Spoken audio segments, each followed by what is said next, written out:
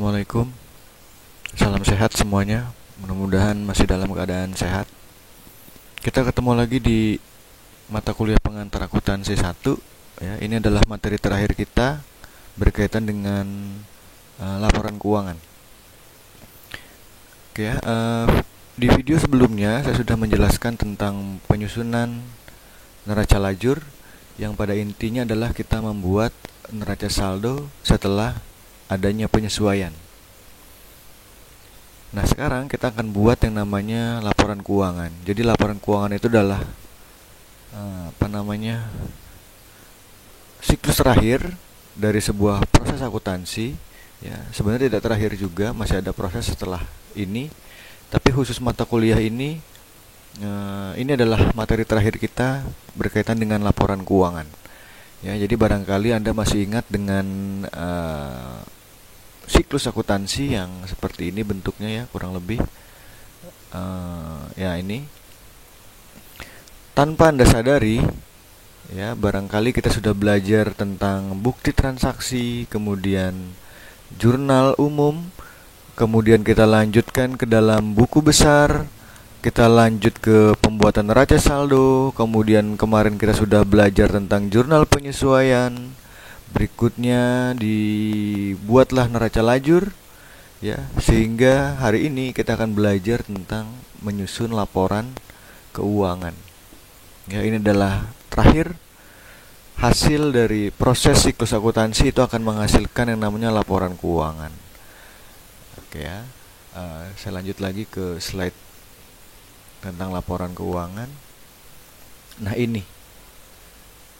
Jadi laporan keuangan ini disusun secara sistematis ya, tentang kinerja dan posisi keuangan dari suatu lembaga atau usaha gitu ya, entitas dalam suatu periode tertentu. Sistematis, jadi ada langkah-langkahnya. Ya, berisi tentang informasi kinerja perusahaan. Apakah perusahaan tersebut atau entitas tersebut, usaha tersebut menunjukkan kinerja yang baik positif atau tidak baik negatif. Yaitu materi sederhananya, singkat. Kemudian laporan keuangan yang berkualitas itu harus dapat dipahami, relevan, materialitas, keandalan, dan seterusnya sampai penyajian yang secara wajar. Nanti tinggal dibaca saja oleh kalian. Nah, berikutnya ada jenis laporan keuangan. Jadi laporan keuangan itu terbagi menjadi 5 ya, jadi ada 5 laporan keuangan. Ada 5 jenis laporan keuangan. Di sana ada ada laporan laba rugi, kemudian ada laporan perubahan modal yang kedua, kemudian ada lagi laporan neraca, ada laporan arus kas, terakhir yang kelima ada catatan atas laporan keuangan. Jadi laporan keuangan itu ada 5 ya: laba rugi, perubahan modal, neraca, arus kas, sampai catatan laporan keuangan. Nah,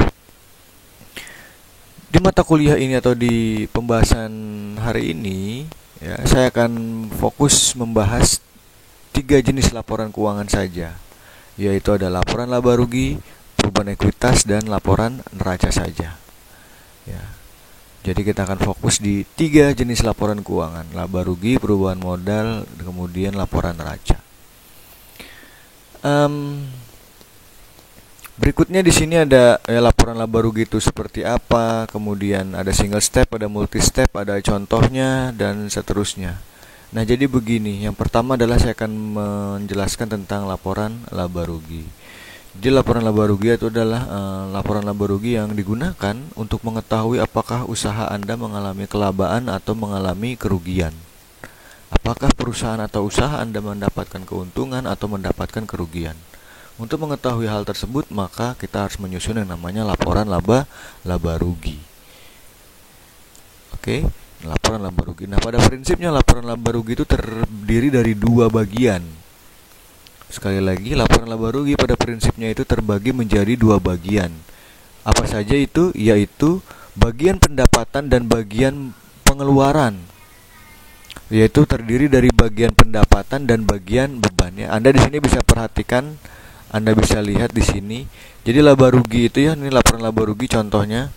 Laporan laba rugi terdiri dari 2 bagian, yaitu bagian pendapatan dan bagian pengeluaran, atau dalam akuntansi disebut dengan beban. Kemudian seperti apa caranya? Nah, caranya adalah kita menentukan, kita harus menjumlah, mentotalkan berapa jumlah pendapatan yang usaha kalian miliki, usaha kalian jalankan, berapa jumlah pendapatannya. Kemudian Anda kurang dengan jumlah pengeluaran yang dikeluarkan oleh perusahaan Anda, berapa jumlah pengeluarannya. Ya, Anda selisihkan berapa jumlah pendapatan dikurangi dengan jumlah pengeluaran. Nah, selisihnya itu adalah merupakan laba atau rugi. Selisihnya merupakan laba atau rugi. Dikatakan laba jika, ya, ini saya apa namanya? Sebentar ya. Dikatakan, ya, di sini saya tulis saja. Dikatakan laba, ya, jika jumlah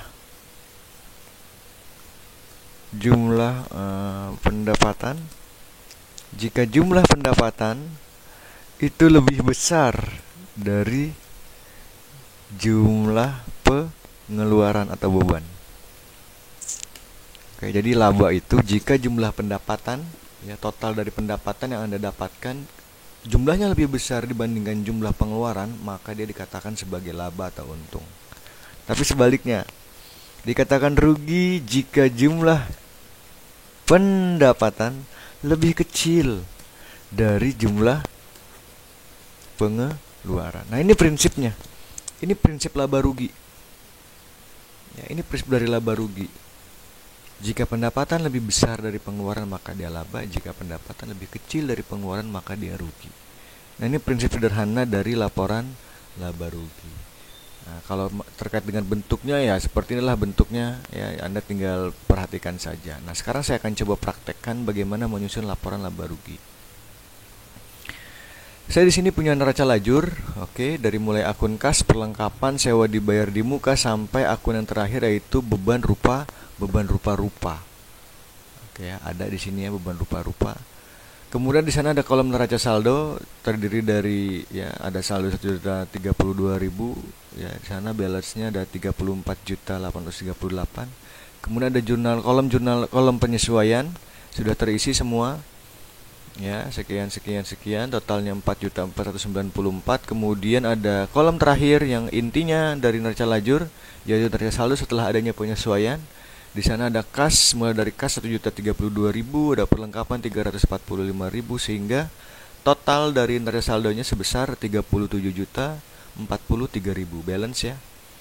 Balance. Nah, sekarang dari neraca lajur ini kita akan buat yang namanya laporan laba rugi. Ya, saya akan langsung praktekkan di sini, ya. Laporan laba rugi yang akan kita buat adalah laporan keuangan. Bagian laba rugi, jenis laba rugi yang akan kita buat itu kita harus berdasarkan neraca lajur bagian neraca saldo setelah penyesuaian. Jadi datanya itu berdasarkan neraca saldo setelah penyesuaian yang ada di dalam neraca lajur. Langsung saja saya akan buat di sini. Misalnya yang pertama laporan laba rugi, gitu ya.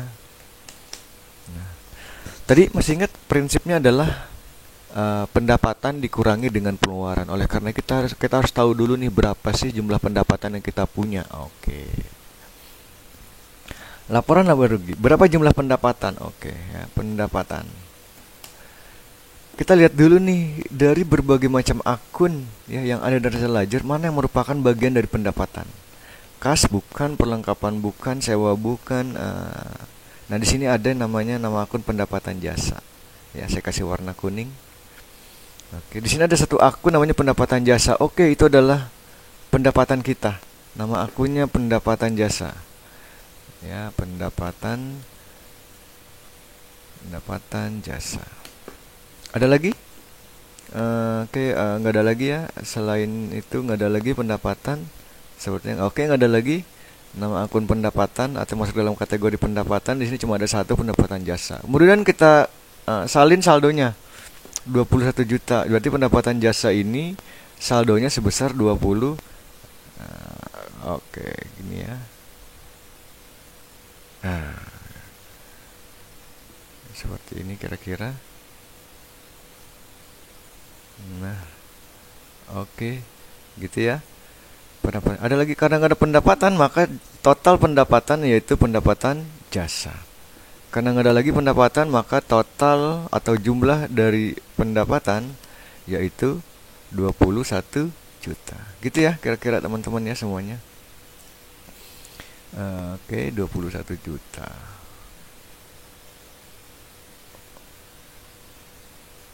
Oke. Nah, sekarang setelah pendapatan sudah, tadi pendapatan tuh di prinsipnya pendapatan dikurangi dengan pengeluaran. Sekarang kita cari pengeluaran. Pengeluaran di dalam neraca ledger ini namanya pengeluaran itu diawali dengan ya, akun yang masuk dalam kategori pengeluaran itu biasanya diawali dengan kata beban. Ya, kalau di sini kita lihat nama akun beban itu mulai dari beban gaji, beban sewa, beban perlengkapan, penyusutan sampai beban rupa-rupa. Ini adalah pengeluaran. Ya, maka ini kita pindahkan ke dalam laporan laba rugi. Oke, masuk dalam kategori pengeluaran. Nah, gitu ya. Sama seperti pendapatan tadi, kita masukkan juga saldonya. Saldo yang Anda masukkan adalah saldo yang bersumber dari neraca saldo setelah penyesuaian. Bukan dari kolom neraca saldo maupun dari kolom penyesuaian ya, tapi dari kolom neraca saldo setelah penyesuaian. Kita masukkan saldonya. Oke, seperti ini. Ya, saya salin saldonya. Oke, saya pindahkan ke sini. Oke. Nah, gini ya. Sekarang kita jumlah ya, jumlah total pengeluaran. Oke, gitu ya, pengeluaran. Nah, berapa sih total pengeluarannya? Kita jumlah saja di sini, jumlah bebannya ada berapa? Nah, ini jumlah pengeluaran, ini jumlah pendapatan. Nah, gitu ya, ini jumlah pengeluaran. Ya, tadi prinsipnya adalah gimana cara hitungnya? Yaitu pendapatan dikurangi dengan pengeluaran.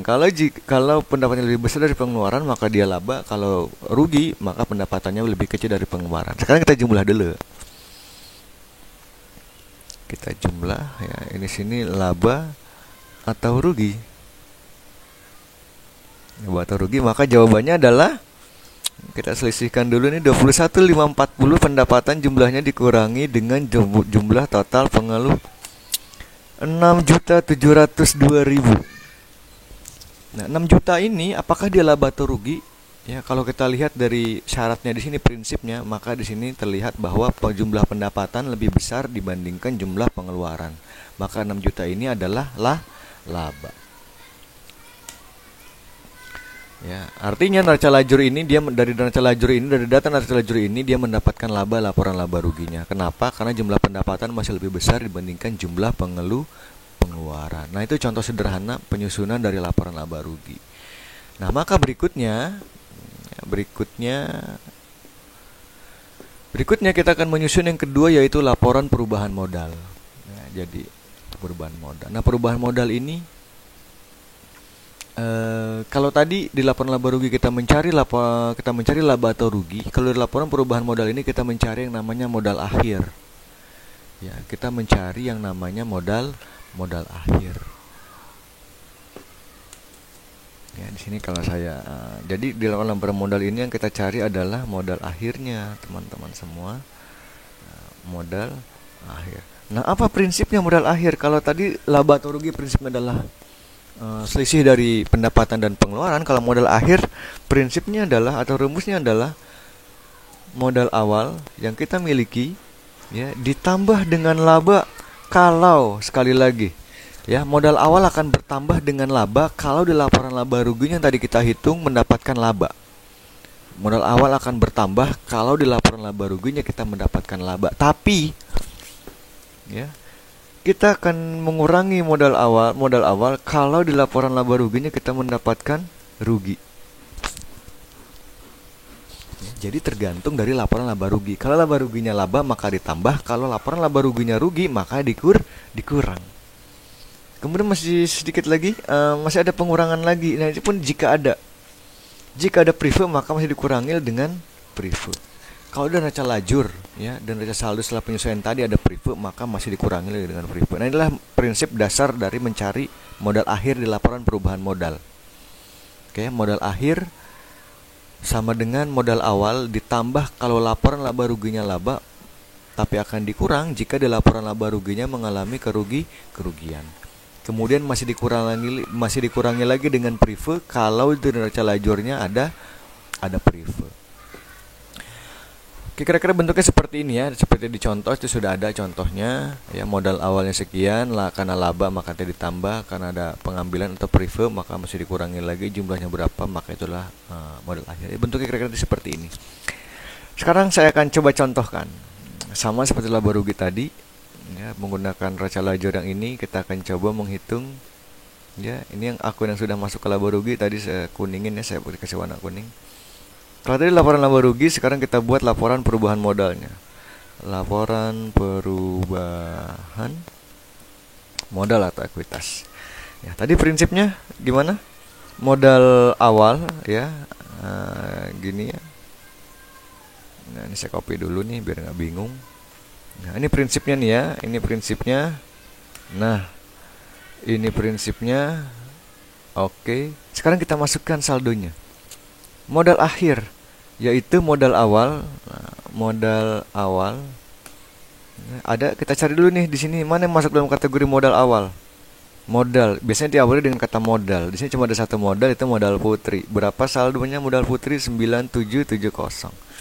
Jadi modal putri ini di neraca lajur itu adalah modal awal kalian. Modal awalnya si neraca lajur ini sebesar 9770. Oke.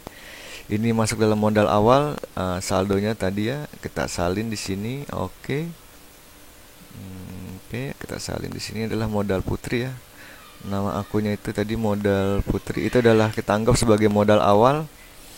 Ya, modal putri ini adalah modal awal. Kemudian apalagi tadi ditambah dengan laba atau rugi. Karena di sininya kita laba, maka modal putri ditambah dengan laba. Karena laba ya. Oke, kita masukkan modalnya di sini, labanya 6702. Karena laba kan, berarti nanti ini kita tambah modal putri ditambah dengan laba. Berapa jumlahnya? 16472. Selesai belum? Ada prefer nggak? Kita lihat lagi neraca lajurnya. Oh, ada prefer nih, ternyata ada prefer putri namanya. Ya, ada prefer putri. Kita masukkan lagi ke sini prefer. Oke. Berapa saldonya? 6.300.000. 6.300.000. Ya, kita masukkan ke sini. Oke. Oke. Ya, kita salin ke sini mau di prefer putri. Ya, ini sudah masuk ya.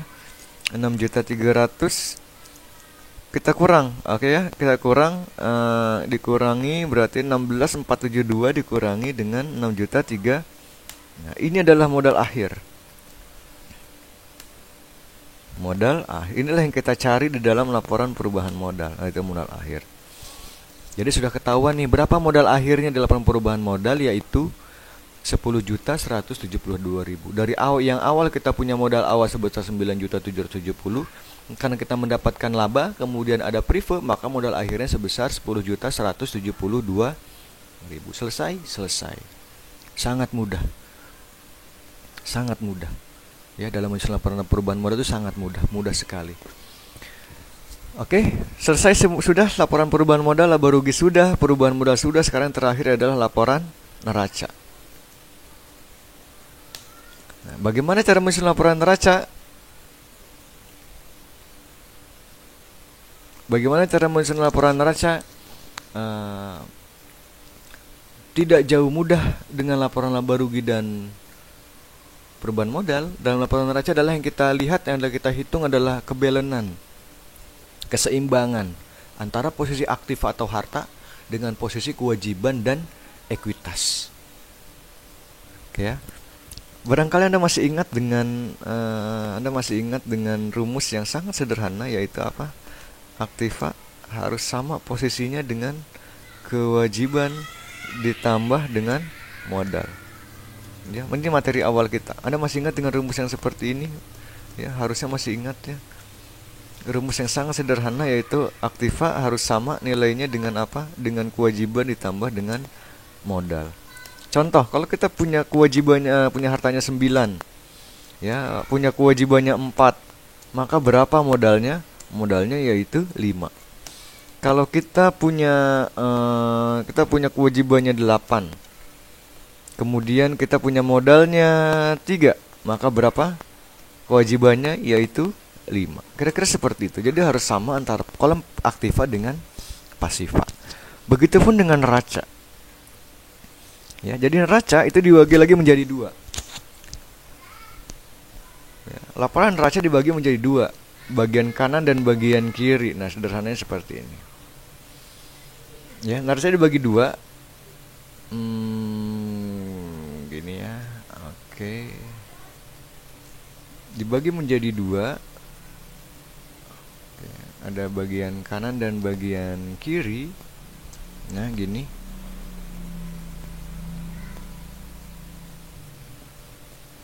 Ya. Ini yang kiri, ini yang kanan. Oke, ini ada garis pemisahnya. Ini saya zoom deh. Oke. Dibagi menjadi 2, bagian kiri dan bagian kanan. Yang bagian kiri itu adalah aktiva. Bagian kanan adalah pasiva. Dengan rumus yang tadi, maka aktiva itu adalah harta atau kekayaan atau aset ya, barangkali sama aja. Pasiva yaitu terdiri dari kewajiban dan modal. Kewajiban dan modal. Oke, jadi laporan neraca dibagi menjadi 2, yaitu ada aktiva dan ada pasiva. Aktiva itu adalah harta, kekayaan atau aset, pasiva adalah kewajiban dan modal. Nah, sekarang kita dengan menggunakan neraca lajur yang ini, ya masih seperti yang tadi, kita menggunakan neraca lajur yang ini, kita akan membuat laporan neracanya. Maka caranya adalah kita isi dulu ya, yang pertama yaitu kolom aktiva dulu, atau harta atau kekayaan atau aset. Ya, kita hitung dulu berapa sih aktiva yang dimiliki. Nah, caranya mudah. Caranya adalah kita cari tahu dulu nih, dari sekian banyaknya akun yang ada di sini, mana yang masuk dalam kategori aktiva atau harta atau kekayaan atau aset. Kita cari dulu. Kas, perlengkapan, sewa, asuransi kendaraan, akumulasi peralatan, akumulasi sampai akumulasi sini, ini adalah masuk dalam kelompok aktiva atau harta, mulai dari kas, perlengkapan, sewa, asuransi kendaraan, akumulasi lagi, penyusunan kendaraan, peralatan dan akumulasi penyusunan peralatan, ini masuk dalam kelompok aktiva. Oke, saya salin, kita pindahkan dulu ke sini ke kolom aktiva atau pasiva. Saya pindahkan nama akunnya. Ya, kemudian berikutnya setelah nama akunnya pindah, saya masukkan juga saldonya. Oke, saldonya ini saya masukin semuanya ya. Mulai dari kas sampai akumulasi saya pindahkan semuanya ke sini.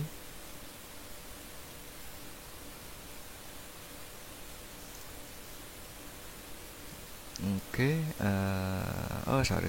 Nah, ini saya masukkan ke sini ya. Nah, gini. Oke. Saldonya sudah masuk. Oke, saldonya sudah masuk. Ada akumulasi dan ya, ada akumulasi yang belum masuk nih. Nah, akumulasi itu sifatnya mengurangi aktiva. Sekali lagi, kalau ada akun namanya akumulasi, apapun itu namanya, akumulasi penyusutan apapun itu namanya, itu dia sifatnya mengurangi aktiva, sifatnya mengurangi harta, sifatnya mengurangi aset. Contoh, ya di sini saya sudah masukkan saldo, saya sudah masukkan saldo mulai dari kas dan sekian. Sekarang saya masukkan apa namanya? Saya jumlah dulu nih ya, saya jumlah dulu gini ya. Di sini saya jumlah dulu nih. Asetnya saya jumlah dulu, kecuali akumulasi ya, saya jumlah dulu jumlahnya kecuali akumulasi. Oke, begitu saya jumlah aktiva. Nah, sekarang karena ada akumulasi, maka saya kurangi dulu dengan akumulasi. Ada akumulasi apa saja? Ada akumulasi penyusutan dan penyusutan kendaraan dan akumulasi penyusutan peralatan.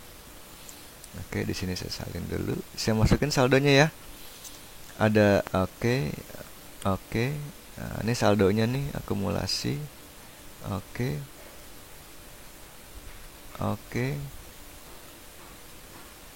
Nah, sekarang saya total ya, ini berbeda nih. Nah, total aktiva.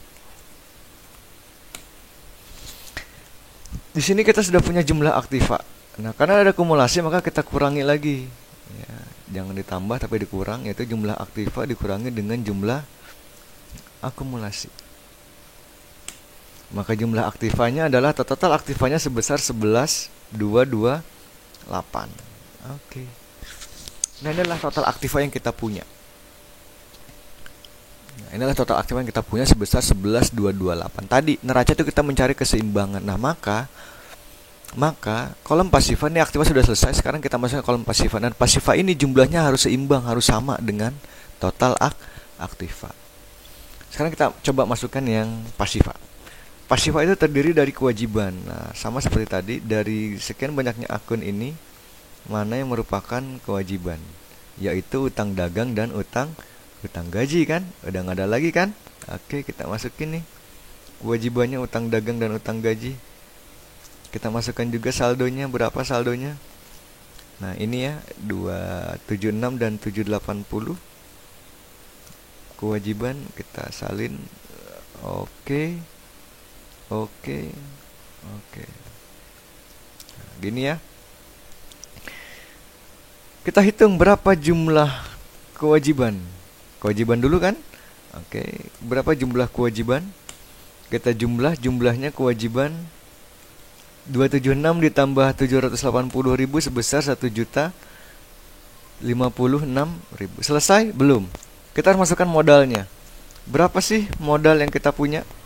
Ya, tadi rumusnya adalah aktiva.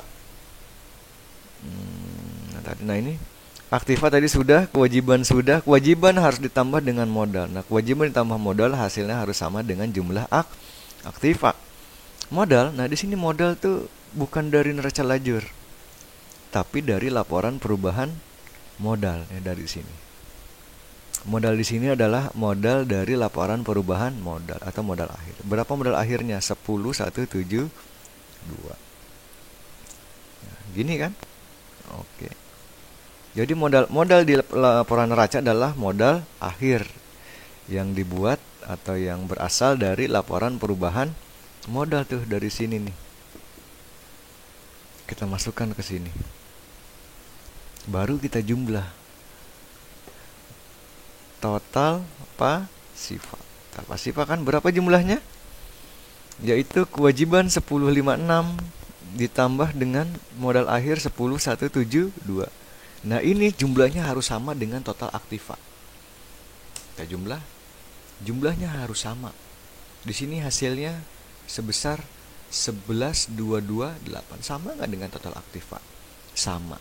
Maka artinya laporan neraca ini yang kita buat ini sudah sesuai, sudah betul, sudah benar. Kenapa? Karena total aktiva sudah seimbang dengan total pasifa 11.228. Oke ya. Nah, jadi kalau kalian perhatikan seluruh akun yang ada di dalam neraca lajur ini, semuanya masuk ke dalam salah satu dari 3 laporan keuangan. Semuanya pasti masuk ke dalam salah satu dari 3 laporan keuangan. Apakah dia masuk ke laporan laba rugi, perubahan modal, atau laporan neraca. Gitu ya.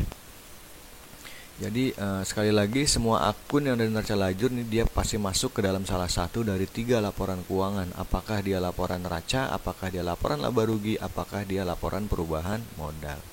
Dan yang terakhir, kalau misalnya di laporan neraca ini nggak balance, gimana Pak? Kalau nggak balance ya Anda berarti masih ada kekeliruan. Barangkali di perhitungan aktivanya atau pasifanya masih nggak ketemu, maka Anda cek di perubahan modalnya. Masih nggak ketemu, maka Anda cek laporan laba ruginya. Sistematis tadi, pengertian dari laporan keuangan sistematis. Jadi Anda nggak bisa mengerjakan laporan perubahan modal kalau laba ruginya belum selesai. Anda belum bisa mengerjakan laporan neraca kalau laporan perubahannya belum selesai. Nah, kira-kira seperti itu. Sangat sederhana, sangat mudah dalam menyusun laporan keuangan. Oke ya. Barangkali hanya itu yang bisa saya sampaikan materi berkaitan laporan keuangan. Silahkan Anda selesaikan modulnya. Modulnya Anda selesaikan, Anda susun laporan perubahan, Anda susun laporan keuangannya ya, modul yang ini. Modulnya silahkan Anda selesaikan. Ya, modul yang ini silakan Anda selesaikan penyusunan laporan keuangannya. Setelah kemarin ya, pertemuan lalu kalian sudah menyelesaikan laporan neraca lajur ini sudah ya, harusnya sudah selesai. Terakhir, maka Anda susun yang namanya laporan keuangannya. Formatnya sudah ada, Anda tinggal masukkan saldo-saldonya saja. Ya, tadi dari 3, perubahan laba rugi, perubahan ekuitas, dan laporan posisi keuangan atau neraca. Terima kasih, itu saja yang bisa saya sampaikan, mudah-mudahan bermanfaat. Assalamualaikum warahmatullahi wabarakatuh.